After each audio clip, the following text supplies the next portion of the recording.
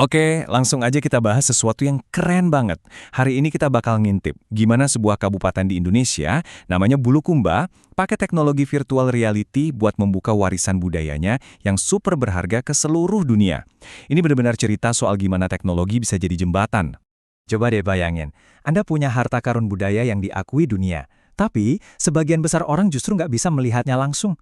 Nah, ini dilema yang dihadapi Bulukumba. Dan pertanyaan inilah yang memicu sebuah solusi jenius yang bakal kita bongkar bareng-bareng. Ini bukan cuma soal pemandangan yang indah ya. Di Bulukumba, tradisi pembuatan perahu pinisi yang kita tahu adalah warisan dunia UNESCO itu masih hidup banget. Tangan-tangan terampil para maestro di sana terus melestarikan jiwa maritim Indonesia. Tapi ada tantangan besarnya. Warisan yang luar biasa ini sayangnya buat banyak orang tuh susah banget dijangkau. Yuk kita lihat kenapa. Jadi masalahnya tuh berlapis-lapis. Buat para lansia atau teman-teman penyandang disabilitas, medannya sulit. Buat sebagian yang lain, ya ampun biaya perjalanannya itu jadi tembok penghalang. Bahkan di era digital kayak sekarang, nggak semua orang punya gadget canggih atau koneksi internet yang stabil. Ini semua hambatan nyata yang harus dipecahkan. Nah, buat ngadepin semua tantangan itu, Bulukumba nggak bangun jalan beneran. Mereka bikin sesuatu yang jauh lebih revolusioner. Mereka membangun sebuah jembatan digital. Dan inilah dia solusinya, pariwisata VR Bulukumba. Ini bukan sekedar tur virtual biasa loh. Ini adalah sebuah platform yang dari awal dirancang dengan satu tujuan utama, inklusivitas.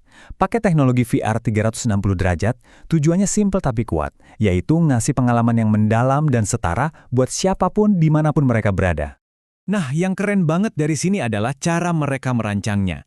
Ada 3 pilar utama. Pertama, aksesibilitas. Jadi platform ini ringan, bisa diakses pakai internet yang lemot sekalipun. Kedua, otentisitas. Kontennya nggak dibuat sama orang luar, tapi bareng-bareng langsung sama para maestro pinisi.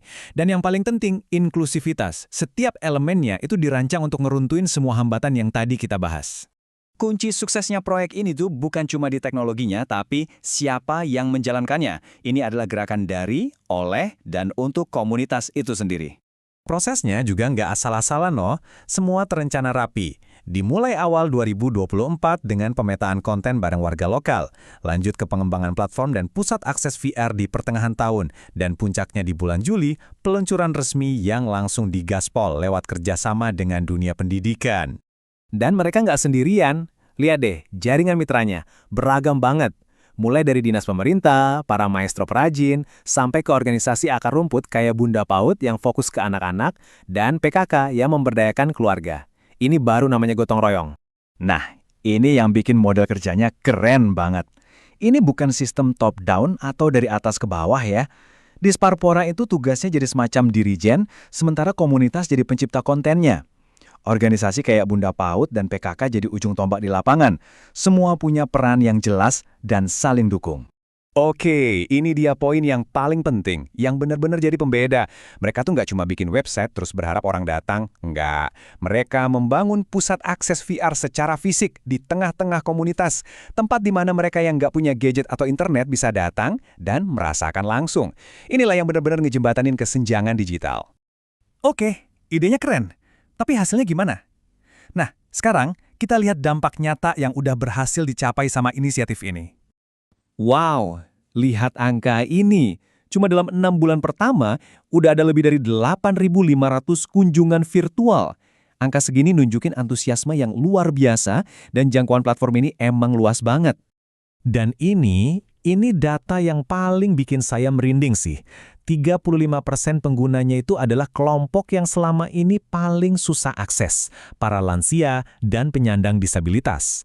Ini bukti nyata kalau misi inklusivitas mereka itu bukan cuma omongan, tapi beneran berhasil. Terus, proyek kayak gini bisa jalan terus nggak? Duitnya dari mana? Nah, ini jawabannya. Sebagian besar, 70%, itu didanai APBD. Artinya, ada komitmen dan rasa memiliki yang kuat dari pemerintah daerah. Sisanya ditopang hibah nasional dan swasta, jadi model pendanaannya sehat dan berkelanjutan. Dan efeknya itu nggak berhenti di pariwisata aja loh, jauh lebih luas dari itu. Proyek ini nyumbang langsung ke tujuan pembangunan berkelanjutan PBB, kayak ngurangin ketidaksetaraan dan melestarikan budaya. Bahkan, saking suksesnya, sampai mengubah kebijakan dan bikin konten VR masuk ke kurikulum sekolah. Ini baru namanya perubahan sistemik. Jadi, apa nih pelajaran penting yang bisa kita semua ambil dari kisah Bulukumba ini? Mari kita rangkum poin-poin kuncinya. Ini dia nih filosofi utama mereka, yang menurut saya kena banget. Teknologi itu seharusnya jadi solusi buat masalah akses fisik, bukan malah bikin masalah baru, yaitu kesenjangan digital. Pelajaran yang dalam banget kan? Jadi jelas banget kan bedanya? Kalau cara lama itu biasanya dari atas ke bawah, Bulukumba justru membangun ekosistem kolaboratif.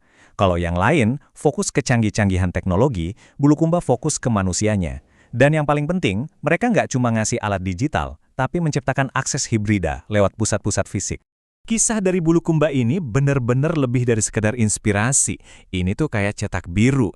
Ini bukti nyata kalau teknologi, kalau dirancang pakai hati, bisa jadi jembatan untuk semua. Pertanyaannya sekarang buat kita semua. Kira-kira warisan apa di lingkungan Anda yang juga butuh jembatan digital seperti ini?